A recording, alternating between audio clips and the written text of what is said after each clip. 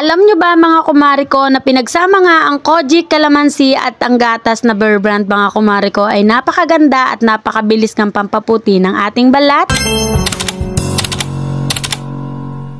So, hi mga kumari ko!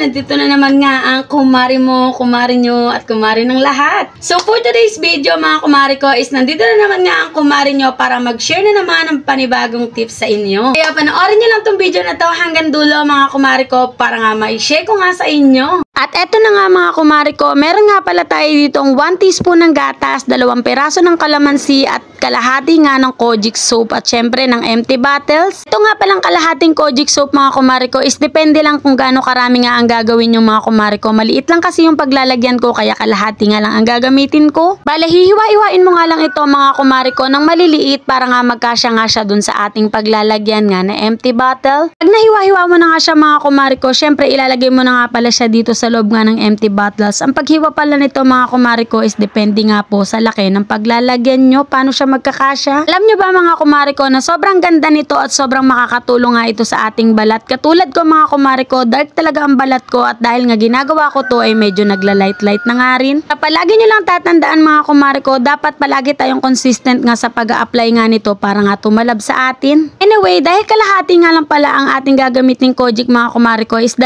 malaking kalamansi nga pala ang gagamitin ko. Pero kung isang buong Kojic ang gagamitin nyo mga kumari ko is damihan nyo po ng kalamansi. Yung ating kalamansi mga kumari ko is direct nyo na nga po siyang ipipiga mga kumari ko dun nga sa ating lalagyan. Pero depende naman sa inyo mga kumari ko, pwede namang ipiga nyo tapos tanggalin nyo po yung buto. Sobrang napakaganda nito mga kumari ko at makakatulong talaga to para nga tayo ay mabilis na pumuti. Anyway, dun nga pala mga kumari ko sa ating 1 teaspoon na gatas na Bear Brand mga kumari ko is maglalagay nga pala tayo dito ng 2 teaspoon nga ng tubig. At kapag nga nalagyan na natin ito mga kumari ko, tunawin nga lang natin ito ng mabuti hanggang nga sa wala na siyang matirang buo-buo para nga maganda nga yung texture niya kapag nilagay nga natin sa Kojic at kalamansi. Kapag nga natunaw mo na siyang mabuti mga kumari ko, ayan nga halo mo na nga siya dun nga sa ating Kojic at kalamansi. Sobrang makakatulong talaga to sa balat natin mga kumari ko. Hindi nga lang pampaputi kundi nga pampatanggal nga ng dry ng ating balat dahil alam naman natin ang gatas, kalamansi at Kojic ay talaga namang napakaganda nga sa ating balat.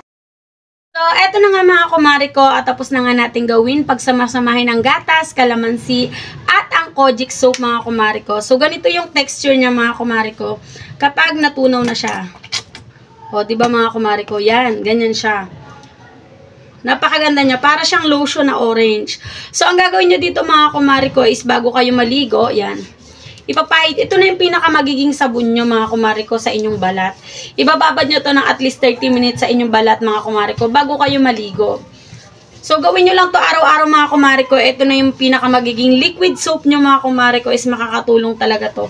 Para nga mag-light ang ating mga dark na balat. So, syempre mga kumari ko, palagi ko sinasabi sa inyo, kailangan consistent kayo sa pag-alagay nito or pag-a-apply nito. Kasi kung hindi naman kayo consistent at isang beses nyo lang talaga siyang in-apply sa inyong balat, is hindi talaga siya e-effect sa inyo. So, yun lang naman mga kumari ko. Sana nga nagustuhan nyo tong aking video at kung nagustuhan nyo nga tong tips ko mga kumari ko, pa-react, pa-share at pa-follow na nga lang din po kung di ka pa nakapollow. Yun lang. Salamat.